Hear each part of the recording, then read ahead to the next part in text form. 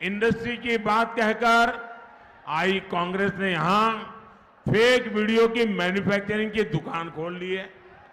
Congress BRS के Kaleshwaram scam पर कलम तक हिलाने को तैयार नहीं है। जब से कांग्रेस आई तेलंगाना में डबल आर टैक्स अलग से लग गया। दिल्ली तक में आप लोगों पर लगे डबल आर टैक्स की चर्चा हो रही है।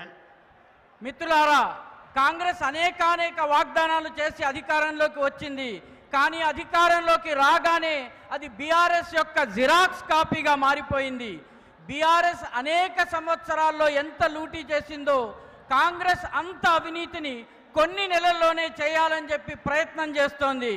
పరిశ్రమల గురించి చెప్పి అధికారంలోకి వచ్చినటువంటి కాంగ్రెస్ ఇప్పుడు ఫేక్ వీడియోల పరిశ్రమను ఇక్కడ ఏర్పాటు చేసింది, దుకాణం తెరిచింది. కాంగ్రెస్ బీఆర్ఎస్ కాలంలో అవినీతి చేసినటువంటి కాళేశ్వరం స్కామ్ గురించి పెన్నును కూడా కదిలించడానికి, కలంను కూడా కదిలించడానికి సిద్ధంగా లేదు. కాంగ్రెస్ అధికారంలోకి వచ్చినప్పటి నుంచి తెలంగాణలో ఆర్ఆర్ ట్యాక్స్ పడుతోంది. ఢిల్లీలో కూడాను ఈ డబల్ ఆర్ ట్యాక్స్ గురించి బాగా చర్చలు జరుగుతున్నాయి. साथियों, और एक बड़ी मजेदार बात हुई। तेलंगाना के लोगों को इस पर जरा गौर करना चाहिए। मैं कई दिन से डबल आर टैक्स की बात कर रहा हूं। मैंने किसी का नाम नहीं लिया, लेकिन तेलंगाना के मुख्यमंत्री अब इस आरोप पर मीडिया के सामने जाकर खुद सफाई दे रहे हैं। यानी उन्होंने खुद ही बता दिया है कि डबल आर टैक्स से कौन लोग जुड़े हैं। మిత్రులారా, చాలా తమాషా విషయం ఏంటంటే తెలంగాణలో ఉన్నటువంటి ప్రజలు దృష్టి పెట్టాల్సినటువంటి విషయం ఏంటంటే ఈ RR tax, double R tax విషయంలో నేను ఎవరి పేరు చెప్పలేదు.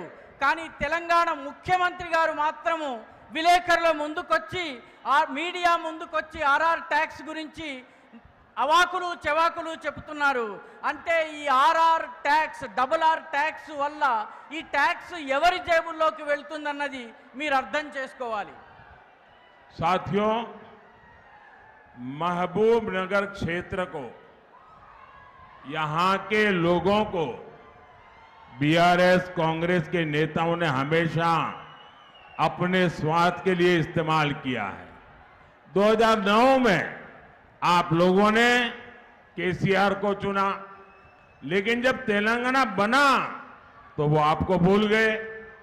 ना नए मुख्यमंत्री भी इसी इलाके से चुने गए हैं, लेकिन वो भी दिल्ली के हाई कमान को ही खुश करने और हिसाब किताब देने में लगे हैं।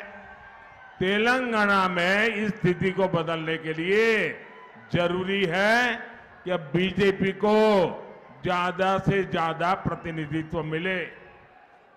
మిత్రులారా, మహబూబ్ నగర్ ప్రాంతంలో ఇక్కడి ప్రజలకు బీఆర్ఎస్ కాంగ్రెస్ నాయకులు తమ స్వార్థంతో ఇక్కడి ప్రజలను ఉపయోగించుకున్నారు, వాడుకున్నారు.